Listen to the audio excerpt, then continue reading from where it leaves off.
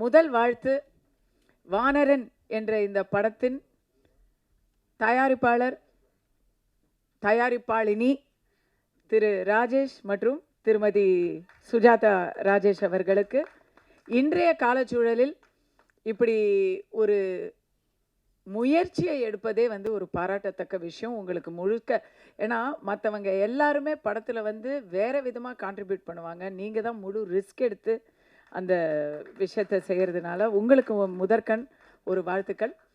அப்புறம் நடிகர் விஷால் அவர்கள் இது வரைக்கும் திருமணமே செய்ய மாட்டேன் அப்படின்னு ஒரு கொள்கைக்காக இருந்தார். அவர் நடிகர் சங்க கட்டணம் எழும்பாமல் நான் கல்யாணம் பண்ண மாட்டேன்னு சொன்னார். அவர் கூட இன்றைக்கி வந்து தன்னுடைய மணமகளின் பெயரை வந்து அறிவிச்சிட்டாரு.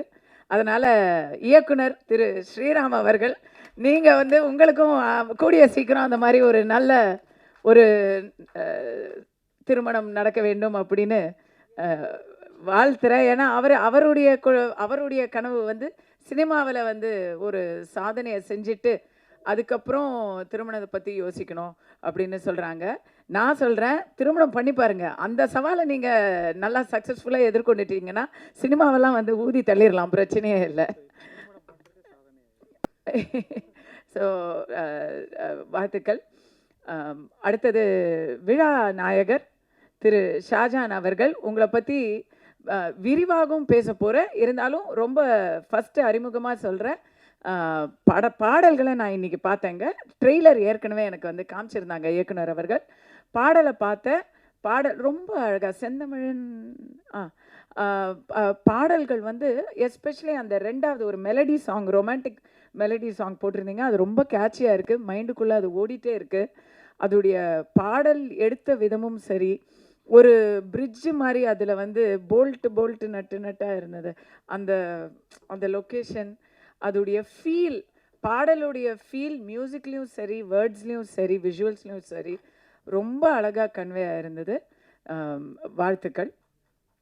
இப்போ வந்து மேடையில் இருக்கக்கூடிய எல்லாரை பற்றியும் ஓரளவுக்கு நான் டக்குன்னு பேச முயற்சி பண்ணுறேன்.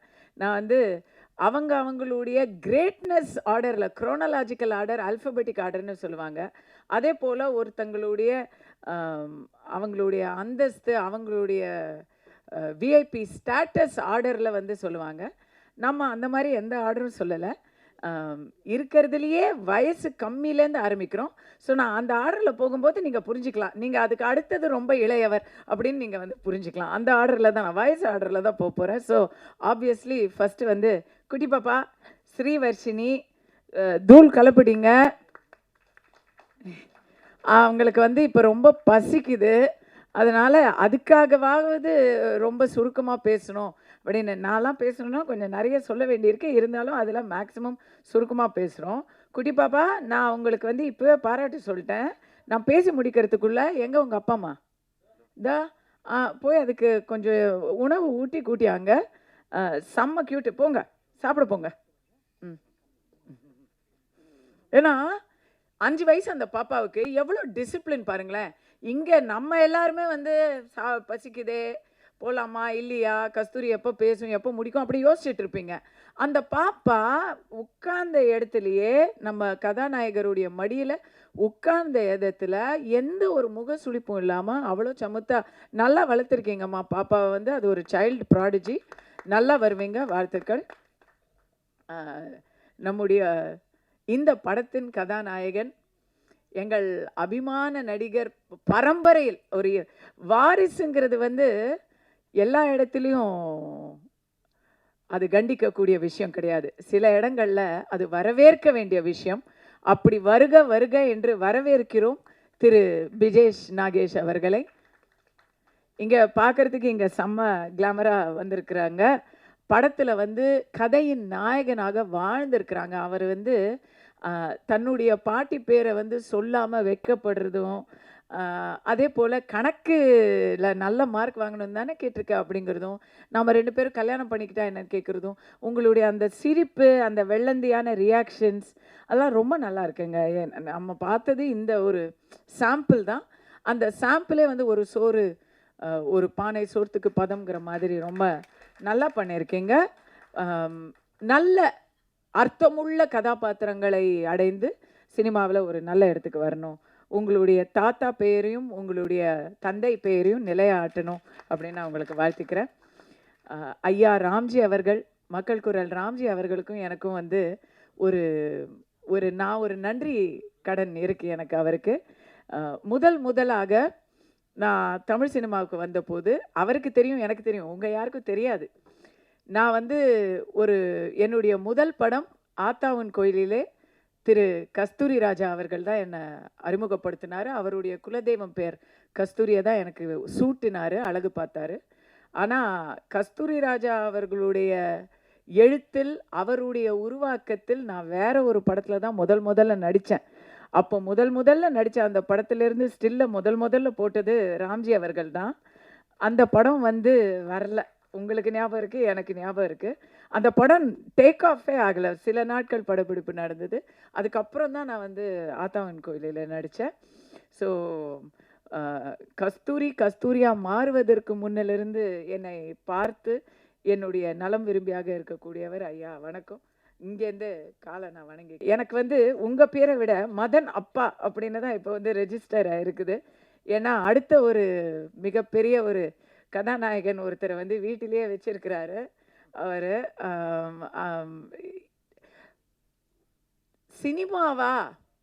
சினிமாவுக்குள்ள யாரும் வந்துட்டா அது வேற மாதிரி அவங்களுடைய திசை போயிடும் அப்படிங்கிறது ஊடகத்தில் ஒரு புறையோடி போயிருக்கக்கூடிய ஊடகங்களால் கட்டமைக்கப்பட்ட ஒரு பார்வை. அது சினிமாக்காரங்க எல்லாருமே ஒரு மாதிரிப்பா அப்படின்ற மாதிரி ஒரு ஃபீலிங்கை வந்து இன்றைய யூடியூப் உலகம் மக்களிடையே கொண்டு சென்றடைய வைத்திருக்கிறது.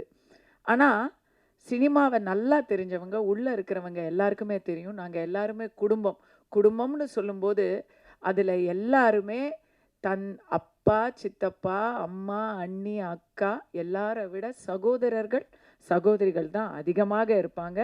சினிமாவில் ஒரு கால் டாக்ஸியில் போக கூட பயப்படுவோம். ஆனால் யூனியன் டாக்ஸியில் எங்களோட நைட்டு முழுக்க இங்கே ஒரு ஷூட்டிங் முடிச்சுட்டு நைட் ட்ராவல் நம்ம யூனியன் டிரைவர் சகோதரர்களோடு போவோம். அது வந்து அவ்வளவு ஒரு பத்திரமான பாதுகாப்பான ஒரு விஷயமா இருக்கும். இங்கே நான் அதை வந்து திமிராவே சொல்கிறேன், பெருமையாக சொல்கிறேன், திமிரா கூட சொல்கிறேன்.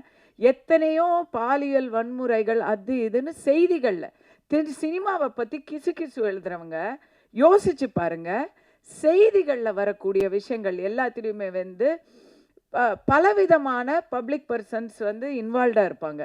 எங்கேயாச்சும் சினிமாவில் ஒரு பாலியல் வன்முறை நடந்திருக்கு, ஒரு காரில் போனாங்க, அந்த கார் டிரைவர் அத்துமீறினாரு, இல்லை ஒரு தொழிலாளர் அத்துமீறினாரு, இப்படி எங்கேயாவது நீங்கள் கேள்விப்பட்டிருக்க முடியுமா? டெய்லி என் ஸ்டாஃப் எல்லாம் வந்து என்னுடைய மேக்கப் நிபுணர், என்னுடைய சிகை அலங்கார நிபுணர், என்னுடைய காஸ்டியூமர் எல்லாருமே ஆண்கள் தான். ஒரு கவர்ச்சியாக தோற்றம் அளிக்கணும் அப்படின்னு சொன்னால் அந்த உடைய அந்த நேரத்தில் அந்த இடத்துல வந்து தைக்கிறவங்க கூட எனக்கு வந்து ஆண்கள் தான். அவங்க தான் எனக்கு சகோதரர்களாக. ப்ரொஃபஷனலிசம் அப்படிங்கிறத சினிமாவில் கற்றுக்கணும். எல்லாரும் என்னை கேட்டாங்க, நேற்று கூட ஒருத்தர் கேட்டார், அமைதிப்படையில் நீங்கள் அல்வா வாங்கின அனுபவம் எப்படி இருந்துச்சுங்க அப்படின்னு. நான் 2 விஷயம் சொன்னேன். இந்த அனுபவத்தை யாருமே சத்யராஜை கேட்குறது இல்லை, என்னதான் கேட்குறாங்க அப்படின்னு. பட் முக்கியமாக என்னென்னா, இங்கே டைரக்டர் பேரரசு அவர்களுக்கெல்லாம் தெரியும், அந்த ஒரு சுட்டெரிக்கும் பாறையில் 1 மணிக்கு பிரேக்குக்குள்ளே சீனை முடிக்கணும். நமக்கு சூடு முதுகு முழுக்க அப்படியே வேகுது. அதில் வந்து நம்ம எக்ஸ்பிரஷன்ஸ் வேறு மாதிரி ரியாக்ஷன்ஸ் கொடுக்கணும்.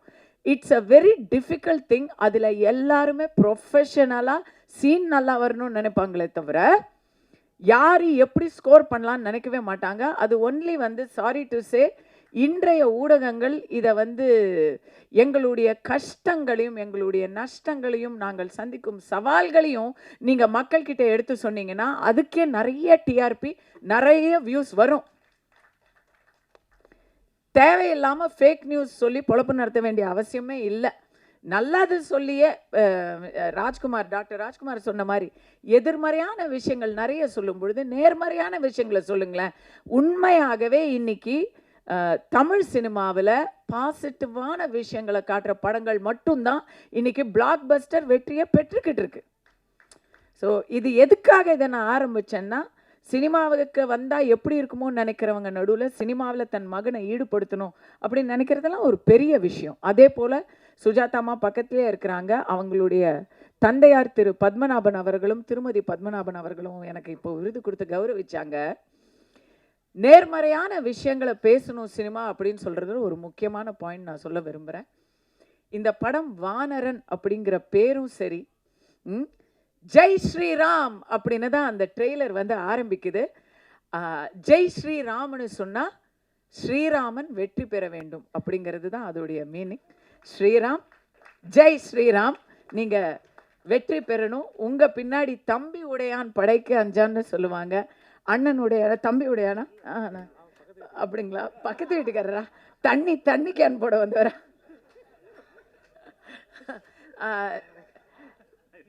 ஜெய் ஸ்ரீராம் அப்படிங்கிறது அவருக்கு பர்சனலாக ஒரு வெற்றியை தர வேண்டும் என்று சொல்லும் அதே வேளையில் 2 விஷயத்த சொல்ல விரும்புகிறேன். ஒன்று, இன்னைக்கு வந்து சமீப காலத்தில் எல்லாருமே டூரிஸ்ட் ஃபேமிலியை பற்றி பேசுகிறாங்க.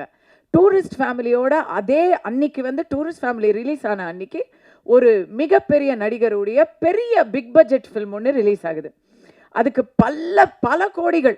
பல கோடிகள் பட்ஜெட்டில் செய்த அந்த படம் நல்ல கலெக்ஷன், அதுவும் பல கோடிகள் கலெக்ட் பண்ணியிருக்கு. பட் அந்த படத்தை வெற்றின்னு சொல்ல முடியல. டூரிஸ்ட் ஃபேமிலி எங்கேருந்தோ யாருமே எதிர்பார்க்காம வந்து அந்த படம் வந்து ஒரு சூப்பர் டூப்பர் ஹிட் அடிக்கும் பொழுது என்ன ஆகுது, சினிமா இண்டஸ்ட்ரிக்கு ஒரு பெரிய ஆக்சிஜனாக இருக்கக்கூடியது, சினிமா இண்டஸ்ட்ரிக்கு ஒரு பெரிய புத்துணர்ச்சியாக ஊக்கமாக இருக்கக்கூடியது பிக் பட்ஜெட் படம். 50 கோடி 60 கோடி பட்ஜெட்டில் எடுத்து 65 கோடி 70 கோடி கலெக்ட் பண்ணுறதோ இல்லை 100 கோடி கலெக்ட் பண்ணாலே ஷேர் வந்து முழுசாக பிரேக் ஈவன் ஆகாது. அப்படி 60 கோடி இல்லை 100 கோடி கலெக்ட் பண்ணுறதுக்கும் 10 கோடியில் ஒரு படத்தை எடுத்து அது வந்து இன்னைக்கு 80 கோடியை தாண்டி கலெக்ட் பண்ணுறதுக்கும் ஒரு பெரிய வித்தியாசத்தை நம்ம சொல்லும் போதே நம்ம புரிஞ்சுக்க முடியும். இன்றைக்கு இவர் வந்து ஒரு பட்ஜெட் சொல்லலாமா, நீங்கள் சொல்லலாமா, சில கோடிகள் அப்படி சொல்லுவோமே, சில கோடிகள் ஒரு கைக்குள்ளே அடக்கக்கூடிய அளவில் ரொம்ப பார்த்து எடுத்திருக்கிறார் ஒரு படம். இந்த படம் ஓரளவு நன்றாக ஓடினாலே இந்த படத்தில் முதலீடு பண்ணுறவங்க எல்லாருக்கும் அது ஒரு பெரிய லாபத்தை எடுத்து கொடுக்கும். அதுக்கு இன்றைக்கு மாமன்கிற படத்தையும் நம்ம சொல்லலாம். நான் ஒரு படம் நடிச்சிருக்கேன், டிடி நெக்ஸ்ட் லெவல், அதுவும் நல்லா போய்கிட்டு இருக்கு. பட் அந்த படம் வந்து கொஞ்சம் அதிகமான பட்ஜெட். ஸோ பெரிய பட்ஜெட் வந்து பெருசாக ஓடுறதுக்கும் சின்ன படங்கள் வந்து நல்லபடியாக ஓடுறதுக்குமே வந்து சின்ன படங்கள் நல்லபடியாக ஓடுறது தான் தமிழ் இண்டஸ்ட்ரியை நீண்ட கால ஒரு அனுகூலமாக நீண்ட கால லாபத்துக்கு வழிவகுக்கும். பட் சின்ன படங்களை மக்கள் பார்க்க ரெடியாக இருந்தால் கூட இதெல்லாம் ஓடிடியில் வந்துருமே, ஓடிடிலேயே பார்த்துக்கலாமே, எதுக்கு தேட்டருக்கு போகணும்னு நினைப்பாங்க. அதுக்கு காரணம் ஒரு மிகப்பெரிய படத்துக்கும், பெரிய படம்னு நான் சொல்கிறது பட்ஜெட்டில், ப்ரமோஷனில், விளம்பரங்களில் ஒரு யூனோ அந்த மாதிரி ஒரு பெரிய ஒரு பேக்கிங் இருக்கிற படம் வந்து எல்லாருக்கும் விளம்பரம், எதிர்பார்ப்பு எல்லாமே இருக்கும் இல்லையா, ஸ்டார் வேல்யூ. அதுக்கு படத்துக்கும் ஒரு புதியவர்கள் முயற்சிக்கும் ரெண்டுத்துக்கும் டிக்கெட் விலை பார்த்தீங்கன்னா ஒன்றே தான். அதே டிக்கெட் விலையே நம்ம வந்து ஒரு தேட்டருக்கு போகிறோம், அப்போ எதுக்கு செலவழிக்கணும் அப்படின்னு மக்கள் யோசிக்கிறது வந்து ஒரு நியாயமான ஒரு யோசனை தானே. ஆனால் ஓடிடியில் பார்த்துக்கலாம் நீங்கள் வெயிட் பண்ணிங்கன்னா அந்த படத்துக்கு இன்றைக்கி யதார்த்த நிலைமை என்னென்னா, ஓடிடி தேட்டரில் நீங்கள் வந்து படத்தை ரிலீஸ் பண்ணுங்கள், தேட்டரில் ரிலீஸ் ஆனால் ஓடிடியில் வாங்கிக்கிறோம். இல்லைன்னா நீங்கள் இந்த ஓடிடிலையுமே வந்து ஸ்டார் படம் அது வந்து தேட்டரில் ஃப்ளாப் ஆனால் கூட, தேட்டரில் வரவேற்பை பெறாவிட்டால் கூட, எங்களுக்கு தெரிஞ்சவங்க நடிச்சிருக்கிறாங்க, அது எங்களுக்கு நல்லா ரெக்கக்னிஷன் இருக்கிற ஸ்டார்ஸ் நடிச்சிருக்கிறாங்க, அதை வந்து நாங்கள் ஈஸியாக வாங்கிடுவோம். பட் நீங்கள்லாம் புதிய முயற்சி, அதனால் நீங்கள் தேட்டரில் மக்களுடைய வேர்டிக்டை எடுத்துக்கிட்டு வாங்க அப்படின்னு ஓடிடி தளங்கள் சொல்கிறாங்க இன்றைய வியாபார யதார்த்தத்தில். அந்த மாதிரி ஒரு விஷயம் இருக்கும் பொழுது தேட்டர்களில் சின்ன படங்கள் வரணும், சின்ன படங்களால் தேட்டர்களுக்கும் வந்து ஒரு லாபம் இருக்கணும், இவங்களுக்கும் ஒரு ஊக்கம் இருக்கணும் அப்படின்னு சொன்னால், இன்னைக்கு ஃபஸ்ட்டு எல்லா திரையரங்குகளுமே ஒரே ஒரு ஏறக்குறைய ஒரு மோனோபலி மாதிரி தமிழ்நாட்டில் இருக்குது அப்படின்னு நான் நினச்சிட்டு இருந்தேன். அதுக்கு வந்து ராஜேஷ் அவர்கள் ராஜேஷ் அவர்கள் எனக்கு சொன்னாங்க, அது வந்து அப்படி இல்லை, நம்மளும் வந்து இதில் ஃபோரே பண்ணுவோம் அப்படின்னு. ஒரு பக்கமாக தான் படங்கள் வரணும் அப்படின்ற ஒரு தாட்டை முறியடித்து நாங்களும் இந்த ரேஸில் கலந்துக்குவோம் அப்படின்னு சொல்லி வர்றதே வந்து ஒரு பெரிய தைரியம். ராஜேஷ் அவர்களுக்கு உங்களுக்கு வந்து நம்ம வந்து பாராட்டில் சல்யூட் பண்ணுறோம். அப்படி வர்ற படங்கள் ஒரு புதிய முயற்சியாக இருந்தால், அது ஒரு நல்ல முயற்சியாக இருந்தால், அதுக்கு தியேட்டரில் வந்து இது திரையரங்க உரிமையாளர்கள் கிட்ட நான் ஒரு கோரிக்கையாக சொல்கிறேன், டிஃப்ரென்ஷியல் ப்ரைஸிங் வச்சுக்கோங்க. இதுக்கும் அதே 150 ரூபாய் டிக்கெட் வைக்காதீங்க. இது எப்படியும் ஷேரிங் பேசிஸில் தான் படத்தை வெளியிட போகிறோம். அதில் வந்து திரைப்படத்தின் தயாரிப்பாளர் அவங்க டீம் வந்து அதை ஒத்துக்கொள்ளும் பட்சத்தில், அதை விநியோகிக்கும் தரப்பினர் ஒத்துக்கொள்ளும் பட்சத்தில் படங்களுக்கு வந்து 60 ரூபாய் டிக்கெட் வைக்கலாம். ஒரு ஷோ ஃபாரினில் பண்ணுறாங்க. ஃபாரினில் பெரிய பெரிய மல்டிப்ளெக்ஸில் வந்து பெரிய பெரிய ஸ்டார், இன்னைக்கு வந்து டாம் க்ரூஸ் நடித்தது, அப்புறம் அந்த இதெல்லாம் வந்து நல்லா ஓடிட்டுருக்கு. அது ஒரு பக்கம் பெருசாக ஓடிட்டு இருக்கும்போது, இன்னொரு பக்கம் டிஸ்கவுண்ட் ஷோஸ் அப்படின்னு சொல்லி கன்செஷனல் ரேட்டில் சில படங்களை வந்து அதே திரையரங்கத்தில் இன்னொரு திரையில் ஓடிக்கிட்டு இருக்கும். அந்த மாதிரி ஒரு முயற்சியை திரையரங்குகள் வந்து முயற்சி பண்ணலாம். அரசு தரப்புலையுமே குறிப்பிட்ட பட்ஜெட், அதாவது டபுள் டிஜிட்டலாக போகாமல் 2 கோடி அல்லது 3 கோடி, 2 கோடி 3 கோடிங்கிறது இன்னைக்கு வந்து ஒரு சிறிய தயாரிப்புன்னு தான் கருதப்படுது. அதுக்குள்ளே எடுக்கக்கூடிய சிறிய பட்ஜெட் படங்கள் அப்படிங்கிறதுக்கு ஒரு ஊக்கம் கொடுக்கும் வகையில் அதற்கான நேற்று வந்து கேளிக்கை வரியை பாதியாக குறைச்சிருக்கிற அரசுக்கு என்னுடைய நன்றியை தெரிவிச்சுக்கிறேன். தமிழக அரசு, திரு மு.க. ஸ்டாலின் அவர்களின் தலைமையிலான தமிழக அரசு கேளிக்கை வரியை குறைச்சிருக்கிறாங்க.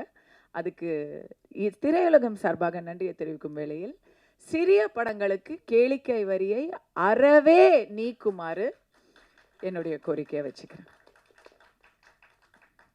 இது வந்து எல்லாருக்கும் நல்லதாக வரும். இது போன்ற நல்ல முயற்சிகளுக்கு இது ஒரு பெரிய ஊக்கமாக இருக்கும். இது ஒன்று. ரெண்டாவது, படங்கள், நேர்மறையான படங்கள் நான் சொன்னேன் இல்லையா, இதை இந்த இடத்துல சொல்கிறேன், பதிவு பண்ணுறேன்.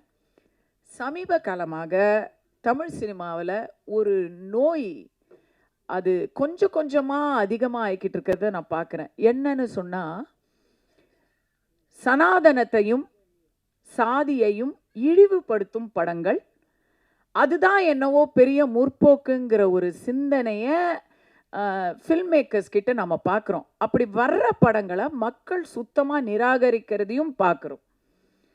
ஒரு குறிப்பிட்ட ஆவுன்னா ஊருக்கு இழைச்சவன் பிள்ளையார் கோயில் ஆண்டி அப்படின்னு சொல்லுவாங்க. அதுபோல் ஆவுன்னா ஒரு குறிப்பிட்ட சமூகத்தை, குறிப்பிட்ட ஒரு நம்பிக்கையை அதை வந்து சித்தரிக்கிறது. எப்படி சித்தரிக்கிறதுனா, ஒன்று காமெடியாக சித்தரிக்கிறது, இல்லைனா அது பெண்களாக இருந்ததுன்னா, ஆண்களாக இருந்தால் அவங்கள வந்து காமெடியாக சித்தரிக்கிறது, பெண்களாக இருந்தால் அவங்கள ஒழுக்க குறைவாகவோ அதை முற்போக்குங்கிற போர்வையில் ஒழுக்க குறைவாக சித்தரிக்கிறது. அந்த குடும்பத்தில் எல்லாரையுமே வந்து அதை பார்த்தும் எதிர்த்து கேட்க முடியாத நிலையில் இருக்கிற மாதிரி சித்தரிக்கிறது. இப்படிப்பட்ட படங்கள், ட்ரெய்லர்கள் மத நம்பிக்கையை கொச்சைப்படுத்தும் விதமாக சிலர் அணியக்கூடிய, இப்போது பிராமணர்கள்னு சொன்னால் உடனே அவங்களுடைய பூணலை வச்சு தவறான காட்சிகளை அமைக்கிறது. இப்படிப்பட்ட ஒரு போக்கை நம்ம பார்க்குறோம். இது முற்போக்கு கிடையாது. இது வந்து சமூக நீதியோ இல்லை மதச்சார்பின்மையோவும் கிடையாது. உண்மையான மதச்சார்பின்மை மேடம் அக்கா தமிழிசை அவர்கள் சொன்னது தான். இன்னைக்கு மேடையில் ஸ்ரீராம் இயக்குனராக இருக்கிறாரு, ஷாஜஹான் அவர்கள் இசையமைப்பாளராக இருக்கிறாரு. எத்தனையோ முற்போக்கு பேசும் இயக்குனர்களும் தயாரிப்பாளர்களும் சமூகத்தையும் சாதியையும் வச்சு தவறான ஒரு பிரச்சாரத்தை படமாக எடுத்துக்கிட்டு இருக்கிற வேளையில் நெத்தி முழுக்க அருமையாக நாமத்தை சூடிக்கொண்டு காவி சட்டையை போட்டுக்கொண்டு தயாரிப்பாளர், அவர் தான் இந்த படத்துக்கு, உங்கள் தந்தையார் தானே, அவர் இந்த படத்தின் தயாரிப்பாளர். ஒரு இந்துவாக, ஒரு பிராமண ஜாதியை சேர்ந்தவராக அவர் இந்த படத்தை எடுத்திருக்கிறாரு. அந்த படத்தில் நீங்கள் பார்த்தீங்கன்னா அவ்வளவு அழகாக ஒரு ராமர், அனுமன் வேடம் போட்டவருக்கும் ஒரு இஸ்லாமியருக்கும் இருக்கக்கூடிய அந்த ஒரு புரிதலை, அந்த ஒரு மத இணக்கத்தை அவ்வளோ அழகாக காமிச்சிருக்கிறாங்க. இதுதான் மத சார்பின்மை. சும்மா படத்தை எடுத்து மக்களுடைய மைண்டை பிரெயின் வாஷ் பண்றது மத சார்பின்மை கிடையாது. அது முற்போக்கு கிடையாது. அது பித்தலாட்டம். அது ஒரு பொய் பிரச்சாரம். அதற்கு எத்தனையோ அஜெண்டா இருக்கு. அதை நம்ம கண்டிக்கிறோம். உண்மையான ஒரு மத சார்பின்மை நீங்க பாருங்க. இங்க இந்த மேடையில ஒரு இந்துவும் ஒரு முஸ்லிமும் சேர்ந்து, சினிமாவில் யாருக்குமே மதம் கிடையாதுங்க. இது நான்லாம் சினிமாவுக்கு வந்தப்போ எங்களுக்கு கேரவன் கிடையாது. யாரும் யாரையும் நீங்கள் என்ன ஆளுங்கலாம் யோசிச்சு படம் எடுக்கிறது கிடையாது. இன்னைக்குமே ஊர்கூடி தேர் இழுக்கிற மாதிரி தான் ஒரு சினிமாவை எடுக்கிறது. அது மறுபடியும் இயக்குனர் பேரரசு அவர்களாக இருக்கட்டும், ஜாகுவார் தங்கம் அவர்களாக இருக்கட்டும், நடிகர் ஜீவாவா இருக்கட்டும், கனல் கண்ணன் அவர்களாக இருக்கட்டும், எல்லாருக்குமே சினிமாவில் இருக்கிறவங்க நீங்கள் கேட்டு பாருங்க. உங்களுடைய பின்னணியை தெரிஞ்சு நாங்கள் படம் எடுக்கிறது இல்லை. உங்களுடைய திறமையை மட்டுமே இங்கே பார்த்து படம் எடுக்கிறது தான் சினிமா. பர்டிகுலரா தமிழ் சினிமா. அந்த திமிரோட நான் சொல்றேன், இன்னைக்கு மாறுபட்ட திசையில் போகக்கூடிய சினிமாவை உங்களுடைய இந்த சீரிய முயற்சி மீண்டும் சரியான திசைக்கு திருப்பி விட்டிருக்கிறது. பாராட்டுக்கள் பிரதர். இதுதான் உண்மையான நேர்மறையான படங்கள். இது போன்ற படங்கள், குறிப்பாக ரைட் விங் ஐடியாலஜி இருக்கக்கூடிய படங்களுக்கு தமிழகத்தில் இடமில்லைன்னு சொல்றாங்க. அதையும் நான் ஏற்க மாட்டேன். புராண படங்கள், கம்ப்ளீட்டா சாமி படங்களே வந்துட்டு இருந்த தமிழ்நாட்டில் அறிஞர் அண்ணா அவர்களுடைய வேலைக்காரி என்பது ஒரு டேர்னிங் பாயிண்டா இருந்தது. கலைஞர் கருணாநிதி அவர்கள் வசனத்தில் பராசக்தி என்பது ஒரு டேர்னிங் பாயிண்டா இருந்தது. அன்னிலிருந்து தான் சமூக படங்கள், சமூகத்தின் பிரச்சனையை பேசும் படங்கள் அப்படிங்கிறது ஒரு கம்ப்ளீட் ஒரு ஜெனரேஷனையே மாற்றி அமைச்சது. தமிழகத்தின் அரசியலையே மாற்றியது, தமிழகத்தின் அரசையும் மாற்றியது. அதே போல இப்போ ரைட் விங் தாட்டுங்கிறது இந்தியில் வந்துருச்சு, தெலுங்கில் வந்துருச்சு. தமிழில் வரக்கூடாது அப்படின்னு யார் நினைச்சாலும் வந்தே தீரும், வர வேண்டும், மாற்றம் வர வேண்டும். தமிழக திரைப்படத்தில் மட்டுமல்லாமல் மக்கள் மனதில் இருக்கக்கூடிய அந்த மக்கள் குரலை திரை பிரதிபலிக்க வேண்டும். இந்த படம் பிரதிபலிக்கிறது. இது ஒரு அரசியலோ இல்லை மதமோ சார்ந்த படம் இல்லை, எல்லாருக்குமான படம். அப்பா மகள் பாச பிணைப்பை கூறும் படம். எப்பவுமே ஃபேமிலி சென்டிமெண்ட் தோத்ததே இல்லை. அந்த ஃபேமிலி சென்டிமெண்ட் எங்களுக்கும் இருக்குது. படத்தை பார்க்கும்போது, அந்த குழந்தைய பார்க்கும்போது அவ்வளோ ஆசையாக இருக்குது. ஸோ இந்த படம் ரொம்ப நல்லா வரும் அப்படின்னு நான் சொல்லிக்கிறேன். மற்றபடி கண்ணன் அவர்கள் ஐநா சபையில் பேசுனது எப்படின்னு நான் பார்க்கல. இங்கே நீங்கள் பேசுனது நல்லா சூப்பராக இருந்தது. பேரரசு அவர்கள் எப்படி பேசுவார்னு எனக்கு ஏற்கனவே தெரியும். நான் பயங்கர ஃபேனு. ஸோ முடிஞ்சால் அவர் பேச்சை நான் கேட்டுட்டு தான் போக போகிறேன். ஜாகுவார் தங்கம் அவர்கள், உங்கள் பேச்சை விட நீங்கள் தான் வயசே ஆக மாட்டிங்களாமே, அதுதான் நமக்கு அந்த ரகசியம் தான் நமக்கு தேவை. அதை தனியாக கேட்டுக்கிறேன். ஜீவா சார், சட்டை ரொம்ப நல்லா இருக்குன்னு உங்களுக்கு ஒருத்தங்க காம்ப்ளிமெண்ட் கொடுத்தாங்க. நீங்கள் அதை சட்டை பண்ணலை. பட் இன்றைக்கி எத்தனை குரலில் பேசுகிறீங்க அப்படி நீங்கள் ஒரு அழகான ஒரு ரோல் பண்ணியிருக்கிறீங்க. அந்த ரோல் பாசிட்டிவான ரோலா? Very nice. ரொம்ப நல்லா இருக்குது. படமே ரொம்ப பாசிட்டிவாக இருக்குது. இந்த ஒரு முயற்சிக்கு இங்கே ஆதரவு கொடுத்துருக்கிற ப்ரெஸ் அனைவருக்கும் என்னுடைய நன்றியை தெரிவிச்சிருக்கிறேன். அனைவருக்கும் வாழ்த்துக்கள். ஜெய்ஹிந்த்.